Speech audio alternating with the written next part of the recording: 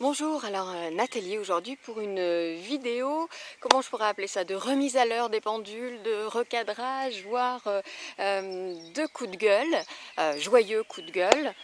Si, je peux le faire, je suis un être humain et dans un endroit qui est assez haut, là où j'habite, histoire de prendre un petit peu de hauteur, tiens. Voilà. Alors sur quoi j'avais envie d'intervenir aujourd'hui, en fait, tout d'abord, sur tous ces concepts qui circulent, mais vraiment à flot sur le net, et qui pour certains ont plus comme conséquence, selon moi, d'enfermer, de conditionner, plutôt que d'amener à plus de liberté et à être vraiment libéré. Prenons par exemple ce concept de chasseur et runner. Bon, déjà, je n'aime pas trop bien ces mots. Passons. Chaque semaine, on me contacte en me disant: je ne sais pas dans quelle catégorie je suis, où je croyais être chasseur, mais maintenant je me crois runner. Ma réponse est: quelle part de vous a besoin de ça, de savoir ça? À votre avis, quelle part en la personne qui pose cette question? L'amour vrai n'est-il pas au-dessus des étiquettes? Ce lien de flamme jumelle n'est-il pas censé nous amener au-delà de nos limites, au-delà de nos conditionnements, au-delà, hein, c'est un mot que j'utilise très souvent dans les propos que je peux tenir sur ce lien de flamme jumelle. L'expansion que ce lien propose est ouverture et non rétrécissement, repli, enfermement.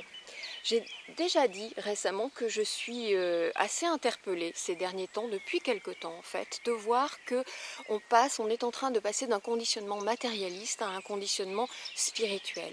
Et ça reste du conditionnement. Donc chasseur, runner, ok, tant qu'à être dans des cases bien définies, qu'est-ce qu'on fait? On monte un tournoi de foot avec des équipes de chasseurs, des équipes de runners, histoire de, quitte à courir, hein, pourquoi pas. Après, on a aussi toutes les appellations ici ou là qui vont aussi bon train et qui changent. Un jour, c'est âme sœur primordiale, un autre jour, c'est rayon gémellaire, etc. Et toujours me contacte pour ça en me demandant mon avis. Tout ça pour moi c'est de la sémantique. De quoi on parle en fait? On parle de fragmentation de lumière, c'est de ça dont on parle quand on parle de lien d'âme, hein, d'une certaine façon. Par exemple, ce que je nomme moi flamme jumelle, pour parler de quelqu'un d'autre qui intervient sur les relations d'âme en tant qu'enseignant, Cyrielle, que vous connaissez peut-être et avec qui j'ai discuté à ce sujet-là. Lui, il va appeler ce que moi je nomme flamme jumelle, il va appeler ça contrepartie divine ou bacherte. En fait, nous parlons de la même chose, c'est ce qu'on est arrivé à se dire finalement. Nous utilisons des mots différents, une sémantique différente, parce que nous ne sommes pas venus manifester la même chose. Pour ma part, j'ai choisi de parler à partir de ce que le plus grand nombre a dans son logiciel de compréhension. Cyrielle, lui, pour parler de lui, et c'est ce que je lui disais d'ailleurs, est venu déconditionner, donc il utilise d'autres mots. Pour moi, je parle là où en sont les personnes. Donc de la sémantique, ok, ça compte la nature du lien, c'est fondamental, je vous le dis souvent dans les vidéos parce que c'est le socle à partir duquel on peut travailler. Et ce qui compte encore plus, c'est vraiment de faire le job de guérison, non? Hein, c'est vraiment ça, au-delà de la sémantique. Là encore, quelle part de vous se nourrit de ces concepts, de ces appellations, et est-ce que ça ne vous éloigne pas de l'essentiel, hein? C'est une question que je pose. Prenons les fameuses 7 étapes de flamme jumelle. Là encore, elles sont intéressantes, hein, ces 7 étapes. Moi, je les ai parfois citées.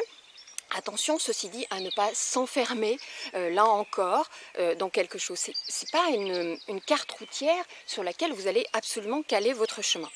Il y a peu de temps, une jeune femme me contacte et en me disant, voilà, j'ai passé l'étape 5, je travaille à mon épanouissement, je suis bien comme ça, ma flamme jumelle a une autre relation, dois-je le recontacter à l'étape 7? Ma réponse est: attention, à pas être là, le nez collé à une soi-disant boussole. Et puis l'étape 5, si je me souviens bien, c'est celle de ce que moi j'appelle l'abandon, le mouvement de foi. Et quand on y est vraiment, on ne se pose pas la question de l'étape 7. Quand on est à l'étape 5 dans ce mouvement de foi, on ne se pose pas la question d'anticiper quoi faire à l'étape 7. On se laisse voilà, porter par la vie, par son intuition, par l'ouverture du cœur, etc. C'est quoi l'étape 7? C'est la ligne d'arrivée, il y a une course, une remise de trophée, un buffet, et notre flamme jumelle, elle, il est où?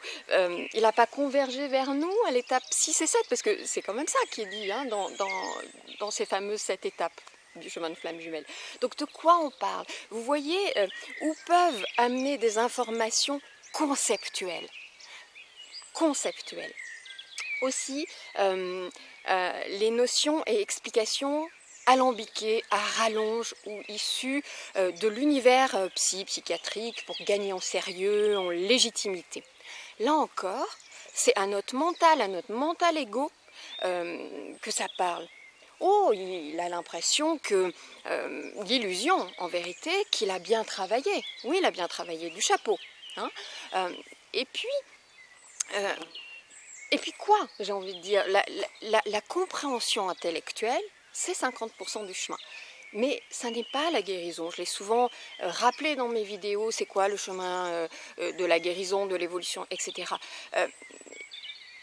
Vraiment, c'est important de se dire, ok, j'ai compris intellectuellement, et ça n'est pas la guérison. Hein. Ça n'est pas parce que vous avez compris là-haut, en fait, que vous avez transcendé, que vous avez dépassé, que vous avez intégré ici et là, et donc que vous incarnez. Parce que le but de tout ça, c'est d'incarner ensuite. Hein.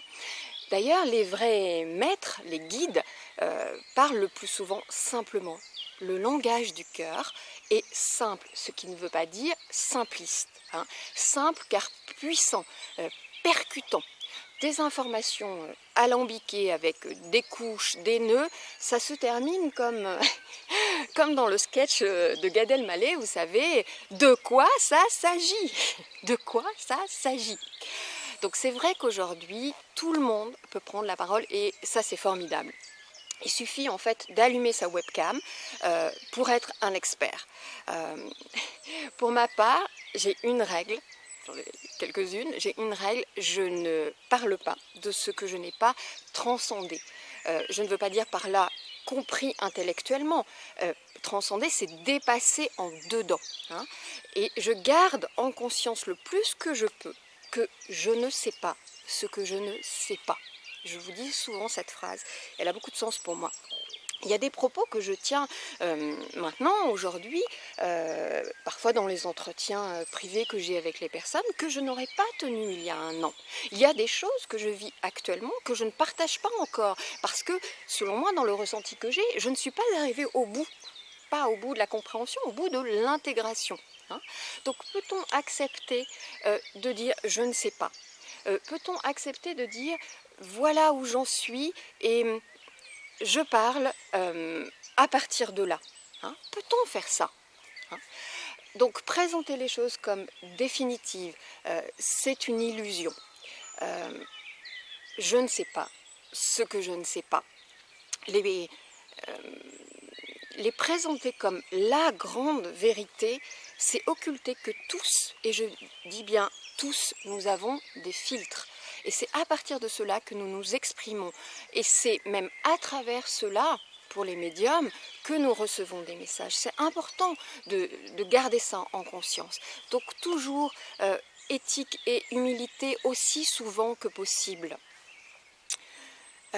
Les mots appartiennent à tous, évidemment. Et j'ai nommé à partir de mon expérience et des accompagnements des flammes jumelles, la mémoire originelle de séparation, des flammes jumelles, j'ai appelé ça le nœud karmique originel. Et la notion de nœud karmique a depuis été reprise par d'autres thérapeutes pour désigner autre chose, et notamment des mémoires terrestres. Quand on fait cela, est-ce que l'on apporte de la clarté aux personnes en questionnement? Chaque semaine, je suis contactée par des personnes perdues sur cette question, absolument perdues sur cette question. Donc à nouveau, Je répète, et en même temps c'est important, soyez souverains les amis, ce qui veut dire suivre le mouvement naturel et spontané de votre cœur. Votre vérité à vous, elle est dans cet espace-temps d'un quart de seconde, d'une seconde tout au plus, quand vous recevez une information et qu'elle résonne en vous, résonne avec un « et » accent et pas « AI ». Ça ne résonne pas là, ça résonne ici. C'est là que tout se passe, dans cet espace infime. Après, ça y est, c'est parti, c'est les conditionnements, les croyances, les peurs, les doutes, le mental, etc. Ça y est, c'est fini. Donc appuyez-vous sur les ressentis du corps. Le corps ne ment jamais, selon moi. Écoutez vos émotions, j'en parle souvent, qui sont des signaux sur le tableau de bord pour vous dire ce qui est touché, blessé et donc encore à guérir, que ça ne va pas ou que c'est ok. Écoutez vos émotions, écoutez-vous en dedans, profondément, dans cette part libre qui sait pour vous en fait, au-delà de vos peurs, de vos doutes, de vos croyances, de vos conditionnements. Il y a un message des guides, forcément avec mes filtres, sur le discernement. Je vous invite vraiment à le relire sur mon blog des mots à l'âme, si vous en ressentez l'élan.